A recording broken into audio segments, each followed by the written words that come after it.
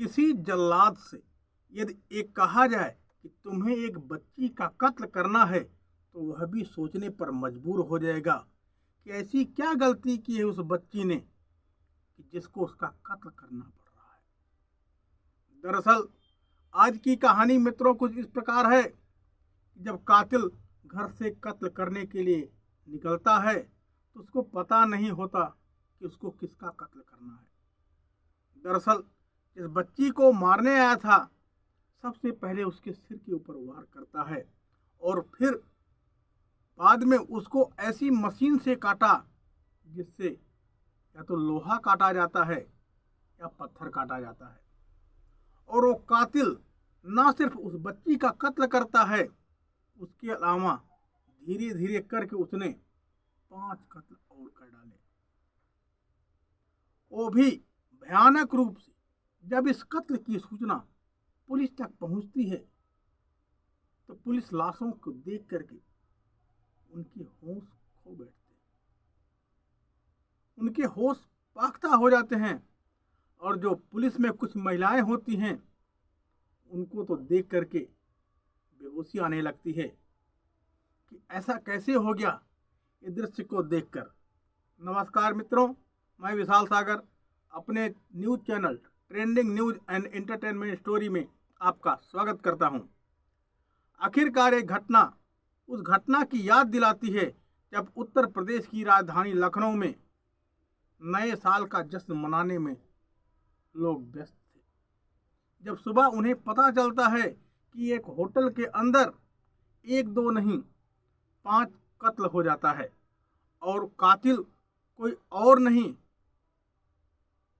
उन कत्ल किए लोगों के माँ और बेटे ही होते हैं। दरअसल आप भी ऐसा सोचने पर मजबूर हो जाएंगे कि आखिर उन छोटे बच्चों ने आखिर ऐसी कौन सी गलती की थी कि उनका कत्ल करने पर मजबूर होना पड़ा। मित्रों, ये कहानी है उत्तर प्रदेश से, जिसका नाम तस्लीम बताया जाता है। ये व्यक्ति समर कॉलोनी का रहने वाला होता है।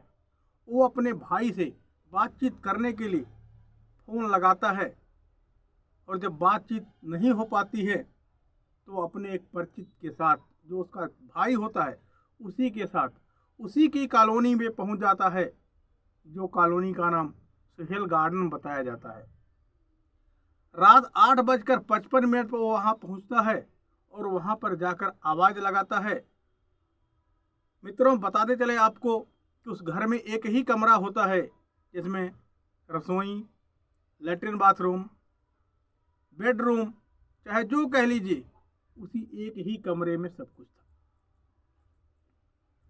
वो कुंडी को कई बार खड़काता है, लेकिन जब कोई दरवाज़ा नहीं खोलता है तो वह खिड़की से झांक कर देखता है और जब खिड़की के अंदर देखता है तो वहाँ का दृश्य देख करके उसके होश उड़ जाते हैं। उसने देखा कि घर का सारा सामान चारों तरफ बिखरा पड़ा है और एक गठरी में कुछ रखा हुआ है जिसमें से कि खून निकल रहा है। ये सब देख करके वो चिल्लाने लगता है। उसकी चीख पुकार सुनकर लोग इकट्ठे हो जाते हैं और उसका भाई, जो कि साथ में आया हुआ था, वो भी पुलिस को फ़ोन करता है।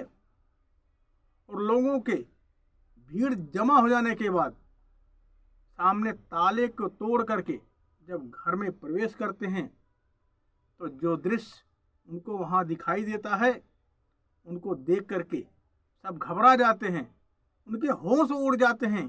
अरे ये क्या हो गया। दरअसल उसका भाई मोइन उर्फ मोइनुद्दीन, जिसका नाम बताया जाता है, जिसकी उम्र लगभग 50 से 55 साल के आसपास होती है, जो कि एक गठरी में बंधा हुआ मरा पड़ा होता है। उसे बुरी तरह से मारकर बोरी में भर दिया गया था। ऐसा लगता है जैसे किसी ने धारदार हथियार से उसके टुकड़े टुकड़े करके एक बोरी में भर दिया हो। इसी बीच में उसकी पत्नी और उनकी 3 बेटियां जो साथ में रह रही होती हैं, उनके बारे में जब लोग पता करते कि वो सब कहाँ है, जब ढूंढने की बहुत कोशिश करते हैं तो वहाँ बेड जब उनका खोला जाता है तो एक बेड के अंदर एक बॉक्स बना होता है जिसमें माँ और एक बेटी की लाश होती है और दूसरी में बॉक्स में दो छोटी छोटी बच्चियों की लाश रखी होती है। जब पुलिस मौके पर पहुंचती है तो उसके बड़े अधिकारी, चाहे डीएम हो या कमिश्नर, एडीजे, सभी तमाम बड़े अधिकारी मौके पर पहुंचते हैं और देखने के लिए कि आखिर माजरा क्या है। पुलिस जब लाशों को कब्जे में ले रही होती है तो बताया जाता है कि उनमें से कई लोगों को उल्टियां होनी शुरू हो जाती हैं। इस दृश्य को देख करके वो कांपने लग जाती हैं, उनके होश हमेशा उड़े ही रहते हैं। इस खबर को सोशल मीडिया पर बहुत तेजी से प्रचार करते हुए देखा गया, बहुत तेजी से वायरल हो रहा था। रात के लगभग 8:55 पर जब लोगों को पता लगता है कि घर के अंदर और भी सदस्य थे, घर के 5 सदस्य, जिसमें घर का मुखिया मोइन, इसकी बीवी आसमा जिसकी उम्र 48 साल बताई जाती है, उसकी बेटी 8 साल की आसमा, एक 2 साल की बेटी अजीजा और एक 1 साल की बेटी जिसका नाम अदीबा होता है। पुलिस शव को लेकर पोस्टमार्टम भेज देती है और साथ में ये जानने के लिए कोशिश करती है कि कत्ल आखिर किया क्यों गया था। मित्रों, यहाँ मैं कहना चाहता हूँ कि देखिए किस प्रकार से इस जघन्य अपराध को अंजाम दिया गया था। मित्रों, मेरठ का एक थाना लगता है किठौर और किठौर का एक गांव है शाहजहांपुर, जहां ये 7 भाई होते हैं, जिसमें एक का नाम सलीम, एक का नाम अनीस, एक का नाम मोइन, एक का नाम कलीम, एक का नाम तस्लीम और एक का नाम मोमिन और एक का नाम अहमद होता है। ये 7 भाई होते हैं और ये सातों अपनी रोजी रोटी कमाने के लिए अलग अलग जगहों पर रहते हैं। कहते हैं कि मोइन की शादी 15 साल पहले हुई थी, जिसमें उसकी बीवी का नाम जाफरा बताया जाता है। लेकिन कहते हैं शादी के कुछ दिनों के बाद ही जाफरा बीमार रहने लगती है, उससे उसके बच्चे नहीं होते हैं। लेकिन कुछ दिनों के बाद उसको एक बेटी पैदा हो जाती है और फिर वो हमेशा के लिए बीमार रहने लगती है और एक दिन उसकी मौत हो जाती है। उसकी मौत होने पर उस बेटी की बुआ उसको अपने साथ ले जाती है और उसका लालन पालन वहां करती है। अब मोइन की दूसरी शादी होती है और उसका अपनी बीवी से हमेशा झगड़ा होता रहता है, इसलिए वह उसे भी तलाक दे देता है।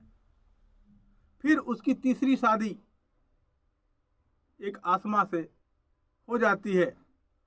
आसमा की शादी बहुत पहले भी हो चुकी थी, वो भी एक तलाकशुदा थी। आसमा के पति का नाम था दीन मोहम्मद, जिससे तलाक लेने के बाद आसमा शादी करती मोइन से। शादी के कुछ दिन के बाद वो अपना गांव छोड़कर रुड़की के पास एक गांव मुआना लगता है और वहां पे जाकर वो रहने लगता है और वहां पर अपनी जिंदगी गुजारते हैं। मोइन एक राजमिस्त्री का काम करता है और उसने अपने परिवार के लिए एक घर भी बनाया हुआ था। यहाँ पर उसके 3 बच्चे यहीं पैदा होते हैं और वो अपने परिवार के लिए एक घर भी बनाता है, जिसमें उसका एक भाई भी साथ में रहने लगता है, जो कि एक सिलसिले में मर्डर पुलिस की गिरफ्तारी हो गई थी। जिस परिवार का मर्डर होता है उस परिवार से मोइन के परिवार की दुश्मनी शुरू हो जाती है और वो लोग हमेशा मारने पीटने की इनको धमकी देते थे। उनकी धमकी से परेशान होकर वह अपने घर को बेचने की कोशिश करता है। वो सोचता है कि घर को बेचकर मैं अपने गांव वापस लौट जाऊंगा, इसलिए वो अपने घर को लगभग 6 लाख रुपए में बेच देता है। उसके पास एक पिकअप गाड़ी होती है जिसको वह 3 लाख में बेच देता है और लगभग उसके पास 1 लाख रुपए कैश होता है।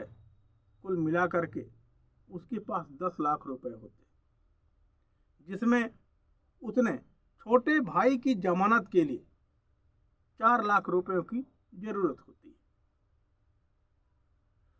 छोटे भाई की पत्नी, जिसका नाम नजराना होता है, वो उससे 4 लाख रुपयों की मांग करती है। तो बदले में मोइन कहता है, ये तुम्हारे पास एक प्लाट है, उसे हमारे नाम पे कर दो तो हम तुम्हें 4 लाख रुपए दे देंगे। और वह प्लाट को अपने नाम करवा लेता है। जब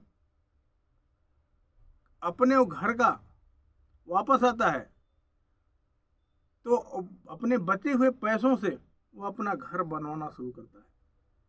उसके यहाँ 8 लेबर, 4 मिस्त्री और लोग भी काम कर रहे होते हैं। जिस दिन उसका लिंटर पड़ता है, उस दिन बहुत खुशी में वो आसपास के लोगों को मिठाई खिलाता है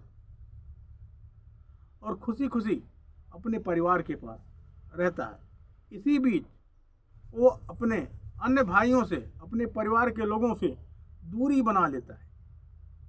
लेकिन मित्रों, 9 जनवरी को सुबह पता चलता है कि उसकी किसी ने हत्या कर दी। पोस्टमार्टम रिपोर्ट में ये बात सामने आई है कि लगभग 10 बार मोइन के ऊपर और 10 बार उसकी पत्नी के ऊपर किए गए थे। उसकी बड़ी वाली बेटी को गला दबाकर हत्या की गई थी और उनकी छोटी बेटियों को भी ऐसे ही मारा गया था। लेकिन कातिल ने बाद में पत्थर से काटने वाली मशीन उन लोगों का गला धीरे धीरे करके रेत दिया था और वह वहां से निकलकर भागने में सफल हो जाता है। जब हत्या के बाद पता लगता है आसपास के लोगों को, तो वह सोचने पर मजबूर हो जाते हैं कि आखिर ये क्या हो गया। जब परिवार के ही किसी सदस्य ने बताया कि इस हत्याकांड में नजराना का हाथ हो सकता है, और एक आदमी का भी नाम सामने आया है जिसका नाम नईम बाबा बताया जाता है, जो कि महाराष्ट्र में नासिक में रह करके तंत्र मंत्र का काम करता है। वो रिश्ते में नजराना का सौतेला भाई रखता है। आखिर वो इसका कत्ल क्यों करेगा, इस बात को लोग सोचने पर मजबूर हो जाते हैं। बातचीत में पता लगता है कि नजराना ने जो पैसा अपने पति की जमानत के लिए लिया था, उसी के चलते इसने अपने जेठ और एक आदमी के साथ मिलकर के इस घटना को अंजाम दिया है। हालांकि पुलिस ने कोई कंफर्म नहीं किया। दरअसल नईम बाबा, जिसका नाम इसमें आता है, वो लगभग 10 साल पहले सब कुछ छोड़कर चला जाता है और वहां पर तंत्र मंत्र सीखता है और वो करता है। वो अपने बेटे के पास 10 सालों के बाद वापिस आता है, जो पहले वो छोड़ के चला गया था। ऐसा दावा किया जा रहा है कि वो वहां ना जा करके मोइन के घर में आता है और रात में वहीं रुकने की कोशिश में रहता है। रात को रुकता है और उनको खाने में कुछ नशीला पदार्थ मिलाकर दे देता है, जिससे वो लोग गहरी नींद में सो जाते हैं और रात में एक एक करके सभी की हत्या करके वो आराम से निकल जाता है। बाहर से दरवाजा लॉक करके चला जाता है, जिससे किसी को पता ही ना लगे कि इस घर में कोई रहता भी है। हालांकि वो अभी भी फरार है। पुलिस उसकी लगातार कोशिश कर रही है कि कब गिरफ्त में आएगा। मोबाइल उसका हमेशा बंद रहता है। ऐसा दावा किया गया है कि नईम भी इस हत्याकांड में शामिल हो सकता है। लोगों को पता ही नहीं चल रहा है कि असली कातिल है कौन। अभी तक पुलिस पड़ताल में सही बात पता नहीं चल पाई है। जैसे ही कुछ पता चलेगा, आप लोगों को इसकी खबर जरूर पहुंचाएगी मित्रों। तब तक आप स्वस्थ रहें, मस्त रहें, सतर्क रहें। जय हिंद, जय भारत।